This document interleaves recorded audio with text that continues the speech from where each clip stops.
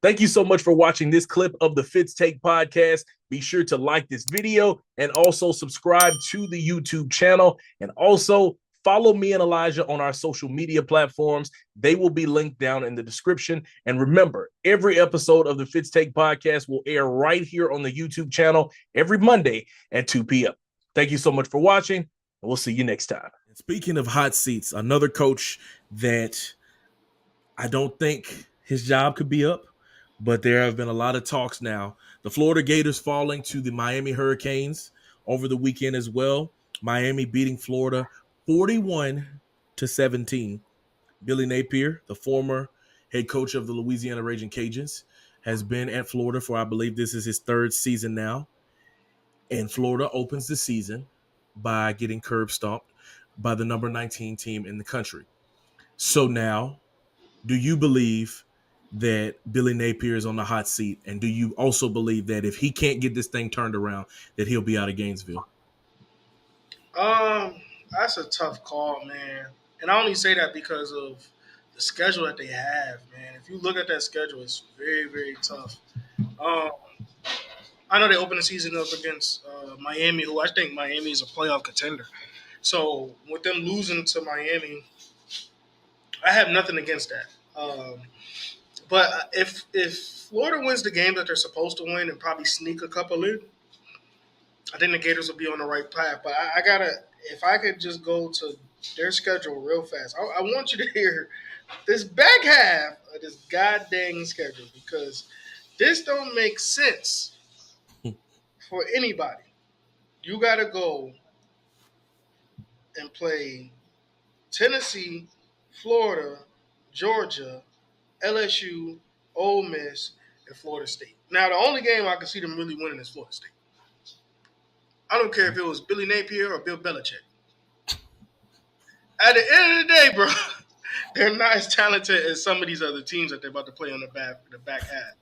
So I just want to say I think if he wins the games that he's supposed to win and probably sneak a win that we don't expect, I don't think Billy should be fired. But if he doesn't produce and they're just getting beat like yesterday, 41-17, I think he should be cut loose.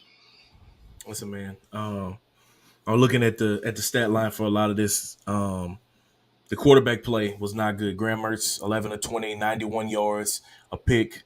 DJ, is it Lagway or Lagway? The backup came in. He was 3 of 6, 31 yards and an interception. So as a quarterback room, you went 14-26. I think that's a little over half, a little better than 50%, 122 yards.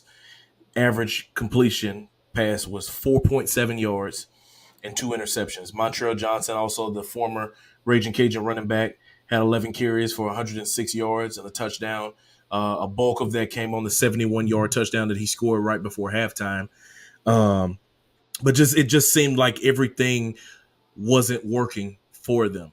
And, as you move up, I say this all the time, heavy is the head that wears the crown. And as you move up, that crown get a lot heavier because your pockets got a lot fatter. So them expectations is a whole lot bigger. And so, like you said, man, like the schedule might be tough, but you have to schedule like that to get ready for when you get into SEC play. Because if you have all these cupcake games, if you have all these easy games, then you start building up a false confidence in your team.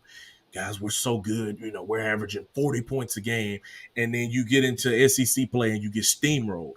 And then when that happens, now your team's confidence goes completely in the trash. It plummets from there because you're not putting them in situations where they can at least go out and say, hey, we went toe-to-toe with Miami. They didn't go toe-to-toe. Miami went toe-to-butt. That's what happened. You feel me? So, because of that, it does put Billy in a very compromising situation. One, where he understands the expectations that are there. Now, I don't know if it was the athletic director or if it was someone that's in a high-ranking official within Florida's program, but he was on the Paul Feinbaum show, and he was saying that, Billy is a guy that they want to keep around for a very long time.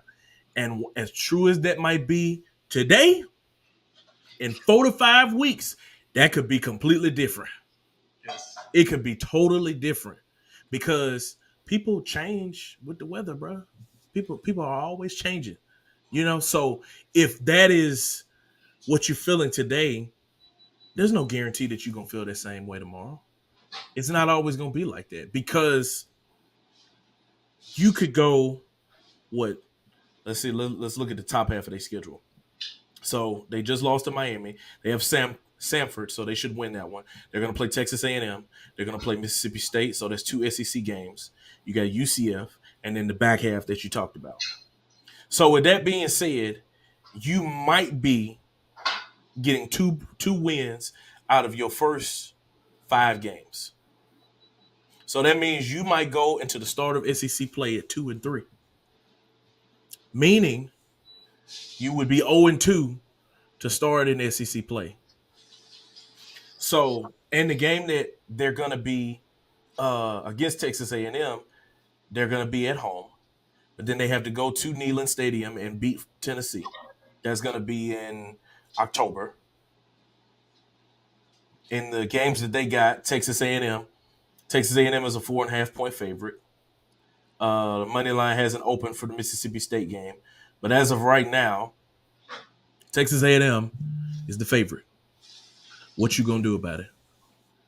So now Billy is going to have to the pressure is on now. It's always been on because he's there in the SEC and he has that type of job that he has, but the pressure is truly on now because this is a prove it type of year. If he can get this turned around, he gonna get a nice fat extension. They're gonna give him some more money. But if he can't, it's gonna be very, very hard for me to believe that Billy Napier is going to be able to stick around in Gainesville. And it's unfortunate. He's a good guy, got a chance to cover him for a season while he was here in Lafayette. He was a great coach. He motivated a lot of guys, got some guys to be in great positions, helped them to get to the league by recruiting them. Montrell Johnson, the type of running back that he was, there was no way that kid should have been at UL. But because of the relationship that he had built with Coach Napier, he came to Lafayette for that one season, and now he's at Florida, right? So I think that right now the seat is starting to warm up. I think between him and Sam Pittman at Arkansas, those are two of some of the hottest seats there in the entire country. Do you see Coach Napier and the Gators being able to kind of turn things around for the back half of the season? No, honestly, no. Like I said, I could see him try to sneak 1 or 2 games in there, like a Kentucky, but no, because the team's not talented. I mean, we seen it against Miami yesterday. Um, you just read those stats about the quarterbacks. I mean, you just hope that he keeps the game close. He doesn't get blown out week in and week out because that's going to determine if he's gone or not. He doesn't have the talent. I mean, unlike Dabo, he probably tried to get in the transfer portal, but again, he just doesn't have the talent. I don't see it. Man. What about you? Yeah, I think it's gonna be tough. That back half of the season is really where the rubber is gonna meet the road for the team, and unfortunately, I don't think that the Florida Gators are going to be able to turn things around on the back half of the season, and I think that will then, be ultimately what gets Coach Napier packed out of Gainesville of a 3-year stint. So Florida will go and face Samford next weekend, or they will welcome Samford there into the swamp there in week 2 of the season. Before you get to watching this video, let me talk to you for a second. Hit that bell down below and subscribe to the Fitz Take Podcast YouTube channel so you'll know when every episode is dropping or if something has been posted on this page. Also, be sure to follow me and Elijah on our social media platforms. They will be linked down in the description. Now back to the episode.